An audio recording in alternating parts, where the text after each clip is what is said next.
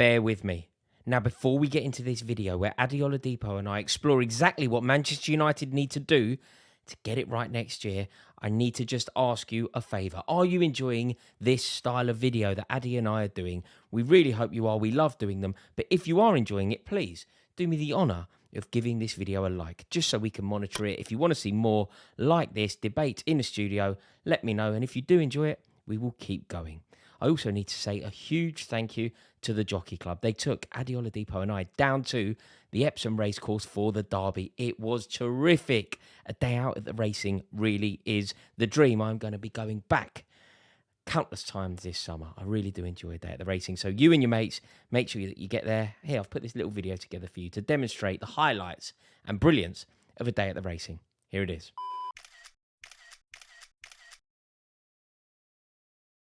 Back of the field as they head now towards the final mile, and it's changing of the guard. And Wayne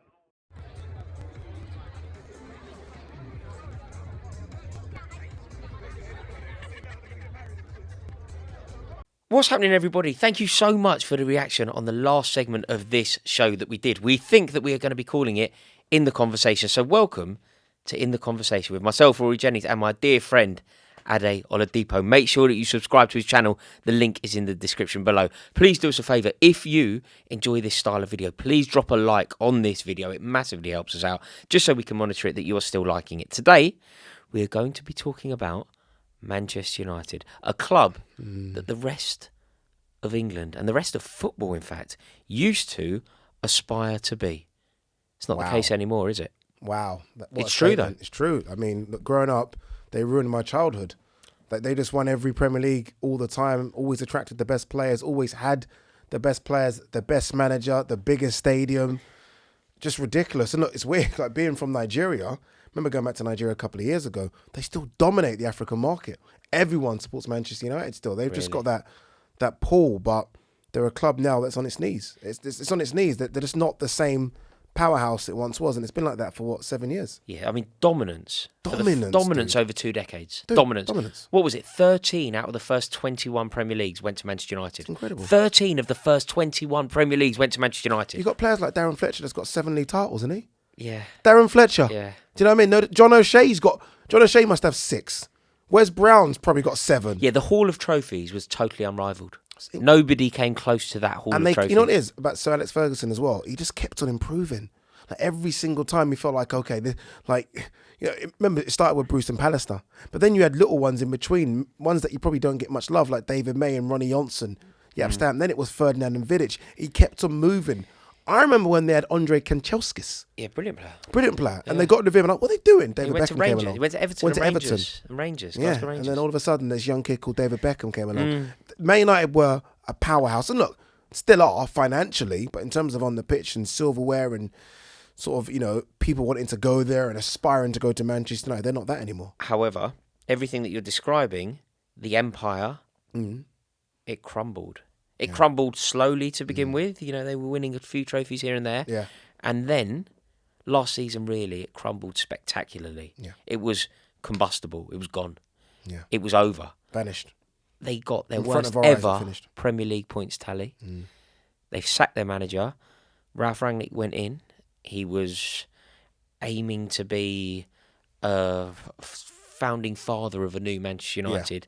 Turns out to be, the politest word I can use for this is uninspiring. He was crap. Yes. Can we say that on your channel? Yes. You ever say that word?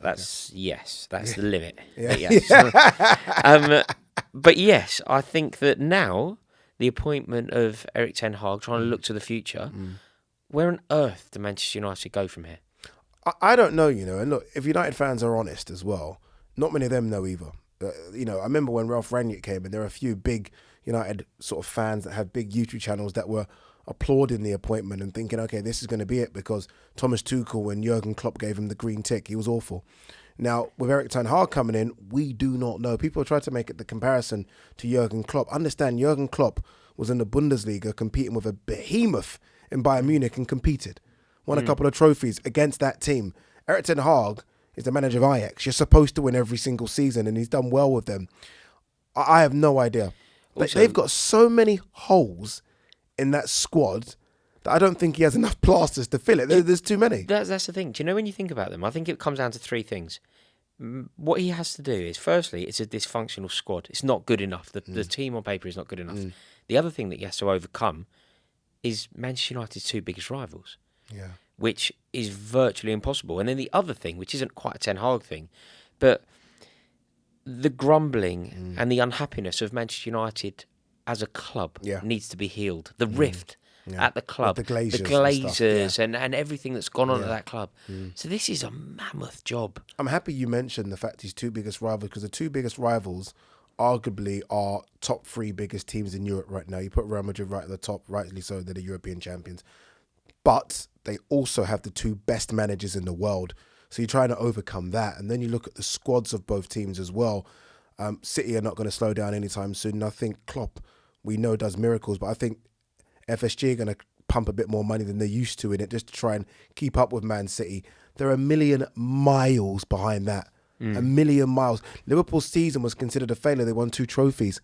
It was, people like, it's not good enough. They won 2 trophies. That's the standard now that Liverpool have set and Man City have set. You're trying to get to 100 points to win the league. Do you know how far away United are from this? You've got to get, to win this league, you've got to guarantee. The only way to guarantee it is if you get 100 points. Yes. Do you know how far away you can only lose 1 or 2 games in a season? They're a million miles away from it, and their best player is 37. Understand how far away this is. It's not like, okay, in 2 years' time. In 2 years' time, he's 39, and I love Ronaldo. He ain't going to keep doing this. You know, they didn't finish outside the top 3 for 22 years. Jesus. Last season, they finished 35 points behind Manchester City. 35 points. Do you know, I don't know the maths of Dude, what's this. that, 12 games? I don't know the maths on this off the top of my head. Yeah. But I wonder who finished 35 points below them. Do you know, like the the same gap? Surely. Norwich? The same. Yeah, what are we talking? Like, how bad? So Manchester City finished 35 points above. I wonder who finished 35 points. We probably looked it up beforehand, but I only thought of that stat until now. That is a chasm that just cannot be healed in 1 month, in one season, isn't it? No. You cannot close a 35-point gap in one summer. No, it's impossible. And so, what are the Man City have aspirations? gone stronger. Yeah, They've just already in the summer. They've already said, let's get Haaland. Yeah, it's a liberty. So let's really, just go isn't it? stronger. Do you know what I mean? So it's going to be very, very difficult. But they still have the pulling power. It's overhauling the squad. They still have pulling power as United. They have pulling power, and they have a new squad. You know, Mata's gone, Matic gone, Pogba gone, Lingard gone. Yeah. So now it's about the overhaul, the squad overhaul. They're talking about Frankie de Jong. Yeah, they're talking about Frankie de Jong from But Barcelona. he doesn't want to go there, Addy. Not only does he not want to go there, no disrespect to a Frankie de Jong, Barcelona, it's not like Barcelona fighting tooth and nail to keep him. This isn't a superstar anymore that they want to keep. He's had a good season, relative, but they've got young players coming through. Pedri's coming through. Do you know what I mean? Already players that they're thinking, okay, we're going to mould you into the next Xavi or Iniesta. They're not bringing over a superstar in Frankie de Jong, who, again, I think is a good player. But he, like you say, he's not running to go there. He's not clamouring to go to United. He says he wants to play for a team in the Champions League. Well, unfortunately, United are not a team in the Champions League. But they're not going to be next year either, are they? Like, realistically, can Manchester United finish in the top 4? I don't think they can finish above Tottenham, though. I think Tottenham under Kante are going to get stronger and they're going to make investments. So do you think that Tottenham are in the top 4 next year? Yeah. And you think, obviously, City and Liverpool, one way or the other. City, Liverpool and Chelsea. Yeah. And Chelsea make it? Oh, 100%, yeah, 100%. Thomas Tuchel is a fantastic manager. And it's just a couple of different players he needs. They'll be there. So what do they need to do? How can they... I don't really know where to... It's quite a funny conversation. Honestly, I don't really know where to start. Honestly, I think they need to spend about 300 million. If I'm being brutally honest, I've not seen anything about Varane. I remember, our dear friend Flex, big Man United fan, and even Adam Makoto to an extent was saying that Varane was going to be a Rolls Royce. He's more of a 99 BMW. Let's be honest. Maguire's awful. They were calling Luke Shaw, Shawberto, Carlos. Obviously, that's wrong.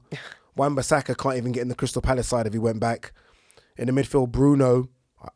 When you talk about one season wonder, honestly, what's happened to Bruno? I can't believe it. And then you got Fred McTominay. It's so Marcus Rashford, a shadow of himself. Yeah. Sancho is a bright light. Ronaldo is still one of the best players in the world, but that's it.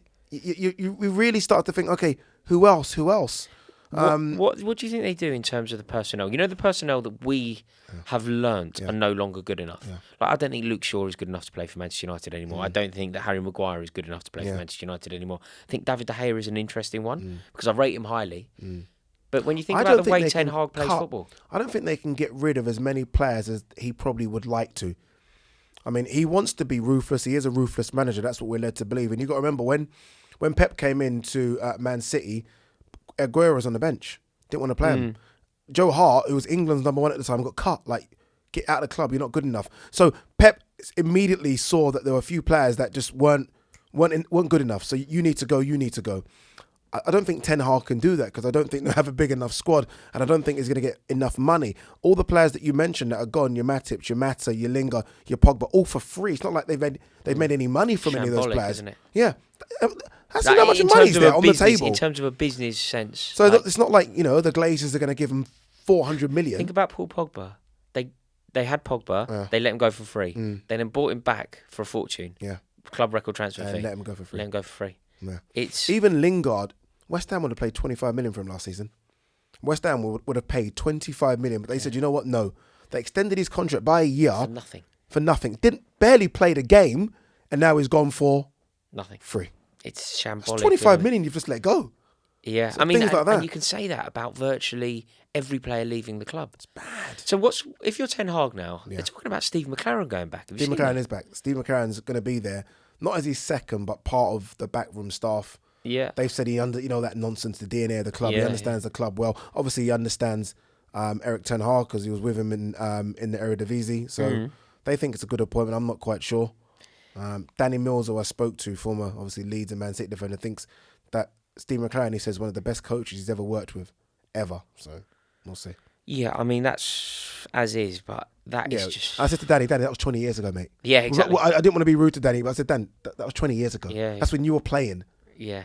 Football's moved on. It's just nowhere. It's just not that anymore. It's not that. If you're Ten Hag now, yeah, what are you doing? Like, what is the day one? What do you need to do in that club? What do you need to change? The philosophy's difficult because again, it's something. It's not tangible, is it? How do you know what that means? I would do what a Benitez or Mourinho would do, and bear with me. I know it sounds a bit strange. For me, you sort out the defence first. You make us as watertight as possible. We'll work out going forward because as much as I, diss Marcus Rashford and Martial and Ronaldo, there's goals there. I'm not quite sure if Mason Greenwood's going to come back into the fold. I'm not quite sure what's going on with him. Rumours are that he might. I don't know. But I sort out that defence first. Yeah. We get a right back in immediately. We get a right back in. If it's not Maguire and Varane, you get a centre back as well. They're out there. They're not as difficult to find as forwards. You can get them. The hair is still good enough. And then you shore that defence up, and then we go that way. And then what about De Jong? Do you think he's the answer? Like the fact that Xavi doesn't seem particularly fussed by him either way, does he? No, but he's worked with De Jong. The good thing about De Jong, he's worked with De Jong, and De Jong's worked with Donny van der Beek. So he might look at that free midfield and think, I can do something with De Jong, Donny van der Beek, and Bruno Fernandes, who clearly is a good player, but clearly went off the rails a bit with Ronaldo coming to the club. So there's things you can work with there. Yeah, De Jong looked good when he was playing for Holland the other day against Belgium, I thought. But he's a good footballer. But then we said the same thing about Donny van der Beek. But also, firstly, he doesn't want to go there, which is problematic. Yeah. And secondly, the fact that Barca don't seem particularly bothered whether he goes or not is also not ideal, is it? No. I just don't know what they do. Do you think, what about Ronaldo? Where does he feature in these plans? He starts no matter what. That guy but starts. Even if I agree with you, and I think that sometimes football can be a very simple game. You put legs around him. I'm sorry, but how important is the Ten Hag principle when it comes to Ronaldo? Because this is a problem with the keeper as well. By the way, the two best performers for Man United last year, the keeper and the centre forward, and that's his biggest problem. And they both don't work in his system the way that we understand his system so far. It depends how confident Ten Hag is in his ability to change. Even the best managers don't come in and make wholesale changes. You're not going to come in and clear house straight away. This isn't the bloody Royal Rumble. You need to work with what you've got. You've got in De Gea, one of the best keepers in the Premier League, and Ronaldo, you've got one of the best strikers ever, and still one of the best strikers now. You work with them. You're not working with them long time. You just work with them for this season. Ronaldo probably will go at the end of the season, and maybe De Gea will as well. But for this season, what did Ronaldo get? 18 Premier League goals? Loads. I mean, what we do? Hat-tricks and all sorts. Do you know what I mean? Yeah. Big goals, Champions League games. Yeah. You get legs around him. You get guys that can run. Jadon Sancho on the left, and you find someone on the right. Could Do you know be what Rashford. you do on? Do you know what you do on the other side? Go on. If you have any sense, you sign a proven Premier League player that you can get. You go and sign Rafinha. I'd hate that. That's what you do. Yeah, as a Do you a know the Liverpool other thing fan, I do? I'd hate that. Do you know? He's fantastic, and he won't show no. You know that there's this Leeds United, Man United thing. If Alan Smith can go, bloody Rafinha will go. Rafinha owes Leeds nothing. Yeah. Like Alan Smith from Wakefield. Yeah, maybe yeah. owes, You know what I mean? And he went. Yeah, and Do you know what I Cantona mean? went. So yeah. So- Rafinha won't even care about that. Nah. He's gone. I think that's a good one. That's what I would do. And do you know the other thing I would do? I said something and I said, I think it might have even been on the show that we do together on Talk Sport ad, but I got quite a lot of flack for it because it got clipped up. But I was talking about Pogba leaving Manchester United, and if Manchester United were looking to maybe replace a freebie with a freebie, I said Christian Eriksen. Love it. I think would do Eriksen's this, quite you know. similar to Bruno in the But playmaking. better. I mean, look, I got Bruno Fernandes Look, so to be wrong. I've got fair, to hold my hands up here. If But Eriksen's a free, yeah, so you're not paying. I mean, you're going to pay his wages. I mean, how much? No disrespect. How much are Brentford paying him? What's the max Brentford could pay? 60. What could Brentford really pay? I don't think anything like that. There you go. So he's not going to cost you anything. He's a free, and right now he's on. Let's just say 60 grand a week for the sake of an argument.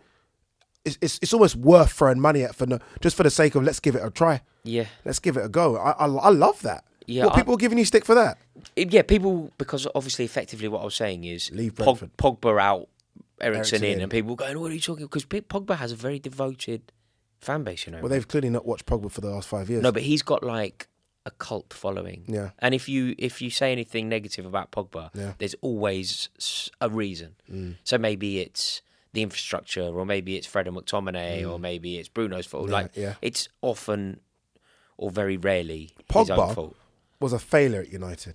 Well, I think he could be one of the worst Pogba signings was of all a time. failure at United. He was one of the worst signings of all time. I was in fear of when he came. I know. Like scared, like, oh my God, they've got something here and he's going to destroy the Premier League. And it just simply hasn't happened. So look, that's why no United fans are crying into their cornflakes that he's gone. That's why Erik Ten Hag hasn't tried to keep him. And that's why right now, I know he'll get a club, but right now he hasn't even got a club. No. He hasn't even got a club right now. Obviously, he knows where he's going, but it's sorted, I'm sure. There's But no yeah. club. It's a bit weird. What do you think happens to them next season? Ultimately, they're not going to qualify for the Champions League, are No. they? Will they win any silverware? No, of like course even no, but they're in the Europa, aren't they? Doesn't matter. No Doesn't silverware. matter. No. Of course So not. a successful season Course for Manchester not. United is what? Top 8. 8. I think Man United will have more points, but I don't expect them to move a position. So where do they finish? 7th? Where do they finish? 7th. 7th? There again. Do I expect them? Let's do it. Liverpool, Man City will fight for the league. Man Yes. City will probably win it. So Liverpool's 2nd. I think Chelsea will come 3rd. I think Tottenham will come 4th. So you're saying it's the same as this season? Same as this season. I think Arsenal will get a striker in and be... Arsenal, Yeah, you never know. you never know. You never know. You never know. Yeah, If they have the same season plus a striker... Yeah. I mean, they had Lacazette and Nketiah who couldn't get more than 5 goals between them. Do you know what I mean? Yeah. They get a striker in that can get 15 or 20. They're going to be up there again. West Ham can keep Declan Rice and get Jesse Lingard. They're going to be there again. I don't think Leicester... Surely it can't be as bad. No, it's For It's Leicester- going to be a hard season. No, it's I don't hard. think it's necessarily as negative for Manchester United as you. Hmm. I think it's... You know why? Because we're at the age where we remember them being great. We need to remove that from our minds. This is the Man United side Yeah, I know that what you are mean. not great. I do struggle with this because what I do is... How many Man United players would you take from that team right now to put in your Chelsea squad? I mean... Apart from the main man up Sancho. front. Sancho and Ronaldo. Sancho's better than anything we've got. Sancho starts for Chelsea every Yeah. game. See, for example, Sancho's I would better than take... Pulisic, do you know what I mean? I would take... one. I'll take the big man. Is De Gea better than Mendy? No. De Gea's wicked, man. So is Mendy. Yeah, I know. But Can't that's score what past I him. mean. He's about 8 foot. That's what I mean. Can't score past him. I mean, but this is it. We man. did concede a lot of goals against Brentford. Yeah, he did. And well, Arsenal. Yeah. Alisson does a few mistakes as well. But this is it. We grew up when 99% of that Man United squad will take the whole lot of them. Yes. And now we're kind of debating No, a yeah. goalkeeper At one and point, you take the players off the bench, don't you? Yeah. You have to bench. Yeah. Somebody that doesn't really get game time for them. You go, yeah. He's our captain. Berbatov and Tevez are on the bench. Yeah. You'll take those. But those days are definitely gone. But I know what you mean because I do sometimes think that I struggle because I need to redefine who they are. Yeah. But I equally don't think it can be as bad as it was this year. It might come down to just how good Erik Ten Hag is. And that's the big question. We have absolutely no idea Because there's no case study. There's no case we don't study. know. There is nothing that, it's not Conte. So if it was this Man United squad, yeah. if this Man United squad with Conte, I'll tell you, Top they're four. making top four. Top four. Yeah, honestly, I'll 100% hand up with that. Even if it was Pochettino, I know his stock's gone down. I'd be like, he knows Why'd the they go for Ten Hag? Like, why have they gone for Ten Hag? It's such a project basis, and they need an impact now. Do you think it was the right decision? I guess ultimately we'll find out in a few months, don't we? Again, I mean, you were very quick to say that Ralf Rangnick wasn't. You're one of the only ones that were like, so who are they getting this sporting director from Lokomotiv Moscow? What's he gonna do? You know what I mean? Like, what's he gonna do? Ten Hag, a bit more, I guess, in the cabinet. He's won the league, and I think he's won sort of their version of the FA Cup, or whatever it is. But that's it. Do you know what I think was impressive? The run in Europe when they lost to To Tottenham. Spurs, yeah. Because that was one of those 95%. If it was a poker thing, you've got a full house and he needs 2 cards on the turn and the river, and he's impossible to hit them. Just 1% chance, and he's hit them. Lucas Moura. Yeah, you know what was even more impressive? Because none of those players have actually gone on to do anything good. No. You know what I mean? Not to the level that Not we to the level expected. like De Ligt. Well, everyone's like, my God. De Ligt was the man, wasn't he? He was the man. Him and Van Dijk are going to be the best partnership ever since whenever. Yeah. Everyone thought, again, Frankie de Jong, Barcelona want to ship him out. Donny van de Beek. Do you know what I mean? Ziyech. Everyone thought all these players were going to be like godly. Yeah. And they've all gone somewhere and all And it all relatively hasn't flopped. quite worked. So But is that clearly- a sign that he was... That's a sign that he was a very good manager. Yeah. That he's been able... That we thought these were all world-class elite players, and maybe they're not. He made them look like it. So that's maybe some proof that he's a good manager, but... That's I an don't know, interesting man. point. That's interesting. I really don't know. I think Man United have mentally gone. Well, I tell you what, Eddie, using that theory that you just put forward, Yeah. this is very good news for Manchester United fans. Anyone Manchester United based watching this will like this, because if you look at the levelling up from Van der Beek under Ten Hag to now, Yeah. if he can have that kind of impact on the Manchester United players, he can level up. Yeah. They're going to be a force. They're going to be a force. The only difference is that you're leveling up players that had no egos, players that are unknown, players that had a lot to prove, players that weren't superstars. You're now trying to go into a dressing room with players that, as much as I don't really rate them, these are players that have won stuff, players that are internationals, players that are big internationals, captains of clubs. And you're going to try and tell them, I don't know, it's a difficult... Manchester United are going to be a better club next season, though, without the disruptive presence of Lingard and Pogba. And it's going to... I sometimes think that the distraction, even of having somebody like Mata around, a streamlined, hungry squad is a better squad than a baggy, slightly older, more cynical squad. Maybe. So it's about recruitment. Maybe. I think they need me on the book. You know, when we were talking, I went Rafinha and Eriksen. I kind of said that off the top of my head, but something there, isn't there? In that kind of signing. Yeah, it's crazy. Man United used to, signing the biggest players in the world are taking players from Brentford and Leeds. I think they need Calvin Phillips in there. Personally, I think Calvin Phillips. Yeah. So what? Declan So Rice. cards on the table. This is the moment of truth. Manchester United win how many trophies next year? Oh, come on, behave. I think it's a legitimate question. I think it's a legitimate question. You're taking a mick. It's Manchester You're United. taking a mick. I don't care. There's Liverpool out there. There's Man. So in order to win trophies, obviously the FA Cup is luck of the draw. But you've got to beat Man City. You've got to beat Liverpool to get to the final. You've got to somehow beat one of those lot. Ain't happening. Yeah. Not this soon. Not this quick. Yeah, they went out to Borough last year. There you go, sir. There you go. Okay, and where do they finish in the league? I said 8th. I'm joking. I think 6th. Top 6. Top 6, but I still think they're about 30 points behind City and Liverpool. Do you know what they could have done with? Go on. It would have been even worse, obviously, but if they didn't make Europe. Mm. I wonder if being in the Europa League is actually going to be detrimental, unless they win it. In which case they will secure Champions League football. Yeah, and look, I you asked me and you said Europa League, and I said, of course not. I mean, they got to the final with Ollie. Yeah. He just couldn't get past Unai Emery. And also, I mean, they got to the final. West Ham got to a semi, and if Eintracht Frankfurt were playing Manchester United, I know this is us being who But we are. you'll say Man United all day But long. Man United beat. I'd say Man United put 5 past them. I know. I would home and away victory. Yeah, easy. But yeah, it's not that. It's not that anymore. It's not that. Maguire is awful, dude. He's really that bad. Varane has done nothing. He's done absolutely nothing. Wan-Bissaka's not Man United quality. He's not. And then the others that Luke come Shaw. on. Oh, what's it? Dalot. Yeah, Is that his name? Yeah, Dalot, yeah. Is it Dalot or Dello? Dalot, I think. Dello. But you don't pronounce the T, do you? No. See, mate, you've got to be more cultured like me. No. Yeah. Addy, as always, this has been an honour, my friend. Thank Cheers, you so man. much. Really appreciate you doing these videos. If you have enjoyed this video, please do us a favour, give it a like. Let us know your thoughts in the comments below. And please subscribe to my dear friend Addy Oladipo. The link is in the description below. We will see you all on the next episode of In the Conversation.